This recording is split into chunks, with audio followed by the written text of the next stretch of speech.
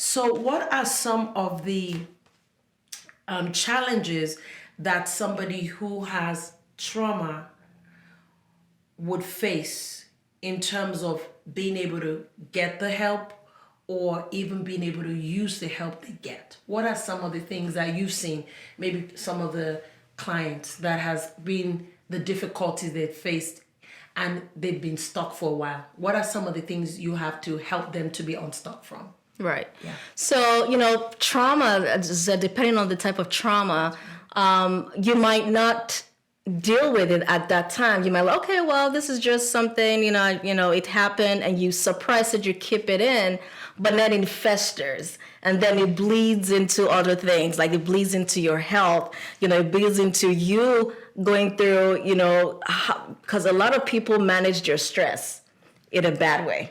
True. People eat, they smoke, they drink, they're inactive. So for somebody like that, first of all, if they don't realize that the damage that it's doing. So the first thing is just awareness, really, and helping them know that, okay, what is going on? Because sometimes they might not realize that it's the trauma that is causing the problem. So they might come in and say, okay, just like the clients that I've had, they come in, first of all, they want to lose weight. Okay. You want to lose weight, so what have you done?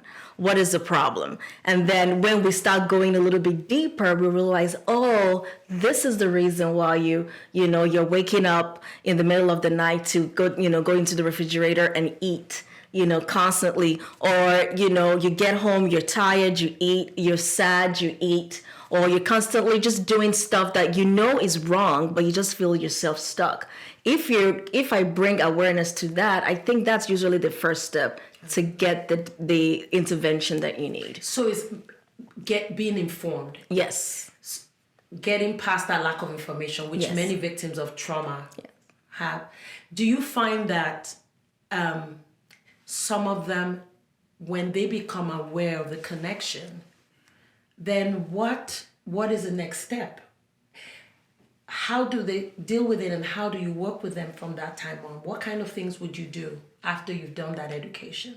Yes, I think what I do is mostly, as I said, making them aware, and also working on their mindset. Is a mindset thing, letting them realize, okay, this is what's going on, and then trying to rewire their brain, give them affirmations, let them know that, you're not broken, let them know that you're not alone, I'm here for you, replacing those negative thoughts with positive thoughts, also letting them be aware of the habits that is leading them down this road, because habits are things that you do subconsciously, like you don't know, it's a habit for you to get up in the morning, drink your coffee, get a bagel, and go on your way, it's a habit. But when I bring awareness to my clients, like, okay, let's track what are you doing from the moment you wake up, what is going on? So when you realize that, wait a minute, I get the coffee, I get the bagel, I get this, I get that. So that is what's causing me to have that extra 20 pounds or 30 pounds that I'm trying to shake off, but it's not leaving me. Or you get yourself into that mindset where, okay, somebody said something negative.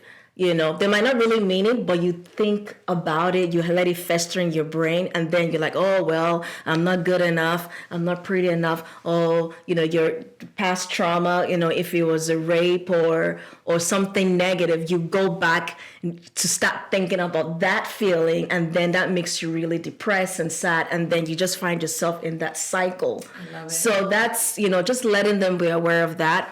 Coaching them, giving them strategies on how to break away from this.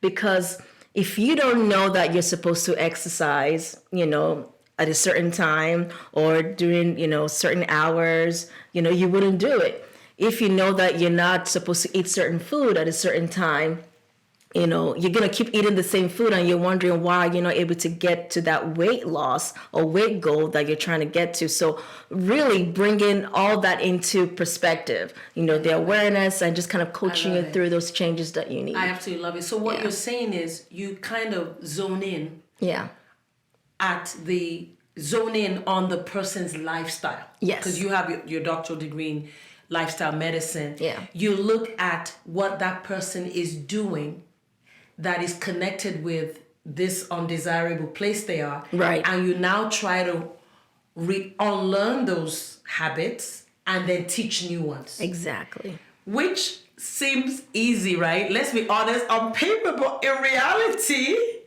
this is no joke. But I think what I love about what you're saying is you can rewire your brain. The same way your body and your mind is trained to do something in a way that is not good for your body, you can also learn how to do things that are good for your body. Yes. The message that Dr. Sarah is giving us here is don't give up. Your brain can be rewired. The same when you learn something, you have to give yourself a little bit of a break and compassion, grace to unlearn and relearn. Exactly. And what you don't know how to do yet can feel very difficult.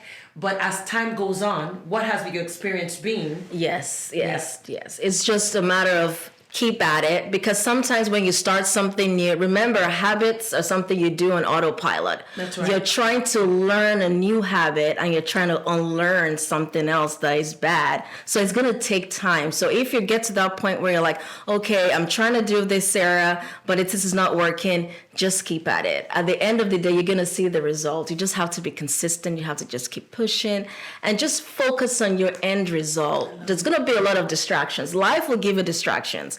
You know, there's never a perfect time, but it's all about being able to tune in and focus. Like, what do you really want?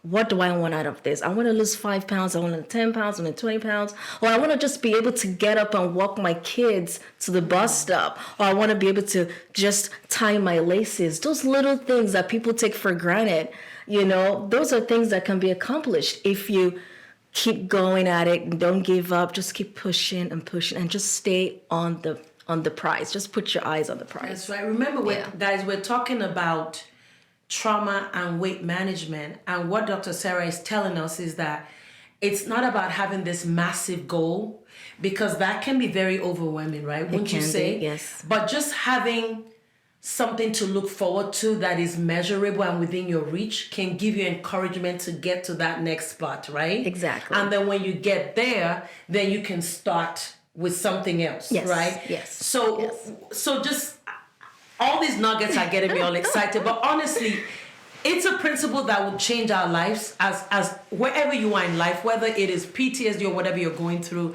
setting goals that are within your reach and finding something to look forward to, like walking your children around or your grandchildren, can be an inspiring thing to get you up every day. And what I've found in my experience, my personal life and working with people, is when we now get to that spot, we're excited about the next step. Yes. And we're excited about the next step. And we don't feel as overwhelmed about, I need to lose 100 pounds. Now it's about losing 5 pounds so I feel better and I can maybe fit one size down rather than six sizes less, right? So being easy with ourselves, showing self-compassion, wouldn't you say? Yeah, giving yourself grace, because we're humans. We're going to make mistakes. We're going to have, you know, there's no perfect person, really. Right. You know, you start on your journey, you're making progress, you get distracted, you fall off the wagon. But the difference is you not staying there. I love it. You realize that, okay, I'm human, I made a mistake, so let's get myself back on track and just keep going, because no one is perfect. Thank you so much. And I think it took me years to accept that I'm not perfect. I know I'm not. But honestly, the day I embraced that reality, that I can't be everything to everybody, and that it's okay to make mistakes and learn from them, I became a different person. I felt better, right? And I find that I've accomplished more because I'm willing to say, so what if I made a mistake? What do I learn from that? And I'm also able to go out and get help from people who know more than me in that area and use that to my benefit, rather than being the one who knows everything and being in this limited space. Right. So it's kind of like why you're working with me on this podcast today, because I know my limitations, right? I don't have a doctoral degree in lifestyle medicine. I have a doctoral degree in psychology, in clinical psychology. And having Dr. Sarah with us is augmenting our understanding of how trauma affects a person and helping you, our audience, to have a more holistic perspective on on emotional recovery is not just about what you went through emotionally, it's about every area of your life. I also find that when people take care of the physiological part, diabetes numbers get better, work to the blood pressure, that also helps them to feel like they're healing from their trauma. Yes. Right? Yes. Because now you've realized that, you're doing something positive. You're seeing the numbers go down. You're losing the weight. Your blood pressure is better. Yes. So it just gives you that motivation. I love it.